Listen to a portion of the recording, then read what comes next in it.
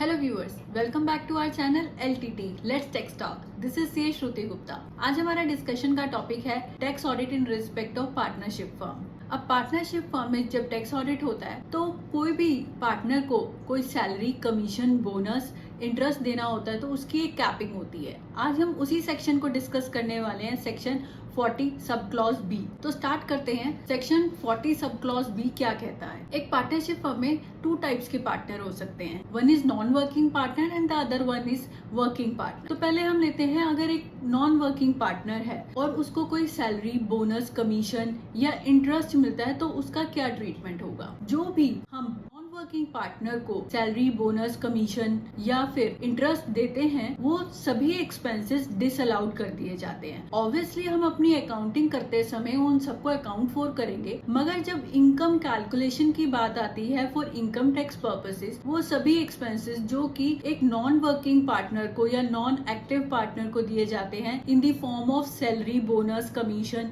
और interest on capital, ये सब एक्सपेंसेस सारे ही डिसअलाउ कर दिए जाते हैं इन the case of non working partner और नॉन एक्टिव पार्टनर। अब नेक्स्ट पॉइंट आता है, अगर पार्टनर वर्किंग है तो उस केस में क्या होगा। बोनस, सैलरी, कमीशन या इंटरेस्ट हम पे करते हैं तो सबसे पहले लेते हैं, अगर इंटरेस्ट पेमेंट की बात आती है कि इंटरेस्ट हम तभी पे कर सकते हैं एक एक्टिव पार्टनर को या वर्किंग पार्टनर को जब इंटरेस्ट पार्टनरशिप डीड में अलाउड हो और maximum to the extent of 12% ही अलाउड होता है इनकम टैक्स एक्ट में। एक एग्जांपल लेते हैं, सपोज करते हैं पार्टनरशिप डीड में 13% इंटरेस्ट अलाउड है पार्टनर्स को। तो जो हम अकाउंटिंग करेंगे उसमें तो हम 13% इंटरेस्ट चार्ज करेंगे अपने प्रॉफिट एंड लॉस अकाउंट में, मगर जब हम कंप्यूट करते हैं income for income tax purposes तो उस केस में हमारा 12% ही अलाउड होगा और जो बैलेंस 1% है वो एक्सपेंडिचर डिसअलाउ कर दिया जाएगा। और इसी के ऑपोजिट, अगर पार्टनरशिप डीड में अलाउड है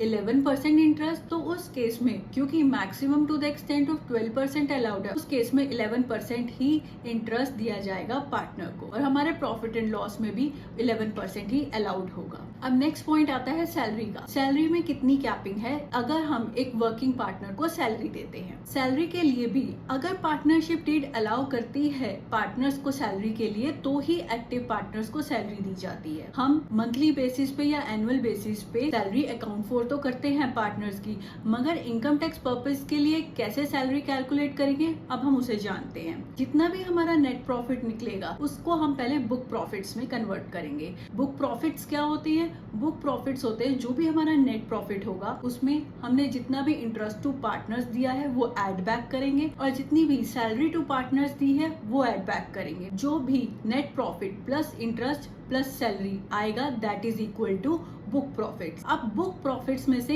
हमें कुछ पोर्शन अलाउेबल होता है सैलरी के लिए, जिसमें 2 पॉइंट्स हैं। फर्स्ट पॉइंट है first 3 lakh of book profits और in the case of loss, मतलब जितना भी बुक प्रॉफिट हुआ है उसके पहले 3 लाख तक का कितना परसेंटेज ले सकते हैं, या फिर इन द केस ऑफ लॉस कि हमारा प्रॉफिट है ही नहीं, हमारी जो पार्टनरशिप फर्म है उसको लॉस हो रहा है तो उस केस में क्या होगा। उस केस में जो अलाउेबल अमाउंट है वो है 1,50,000 और 90% of the book profit whichever is higher. Suppose करते हैं जो हमारा बुक प्रॉफिट आया है वो आया है 4 लाख। अब 4 लाख लॉस तो है नहीं तो लॉस वाली कंडीशन तो हट गई। 4 लाख में से फर्स्ट 3 लाख लेंगे। फर्स्ट 3 लाख इक्वल टू 1,50,000 और 90% of book profit. 90% of 3 lakh is 2,70,000 whichever is higher. That means 1,50,000 और 2,70,000 whichever is higher that is equal to 2,70,000। और सेकेंड कंडीशन आती है balance of the book profits. अभी जो हमने एग्जाम्पल लिया था उसमें हमारे 4 लाख थे बुक प्रॉफिट्स के, जिसमें से फर्स्ट कंडीशन में हमने लिए थे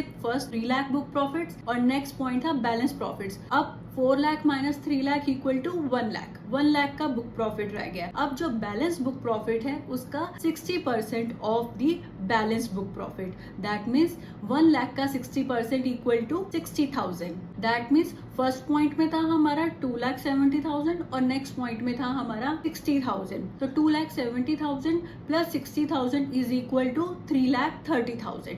दैट मीन्स हमारा 3,30,000 ही अलाउड होगा एज सैलरीज टू पार्टनर्स, जबकि हमने जो एक्चुअल सैलरी दिखाई है वो कितनी दिखाई है 4 लाख। 4 लाख हमारी फुली डिसअलाउ नहीं होगी, जो हमारा अलाउड एक्सपेंस होगा सैलरी के लिए वो होगा 3,30,000 और बैलेंस 70,000 इज डिसअलाउड। इस तरह से हम अपना सैलरी टू पार्टनर और इंटरेस्ट टू पार्टनर कैलकुलेट कर सकते हैं for income tax purposes. I hope आप इन दोनों पॉइंट्स की कैलकुलेशन कर पाएंगे in the case of tax audit. फिर भी कोई कंफ्यूजन या कोई क्लैरिफिकेशन चाहिए, please do let me know. Thank you for listening, do subscribe to my channel. Stay safe, stay healthy, bye bye.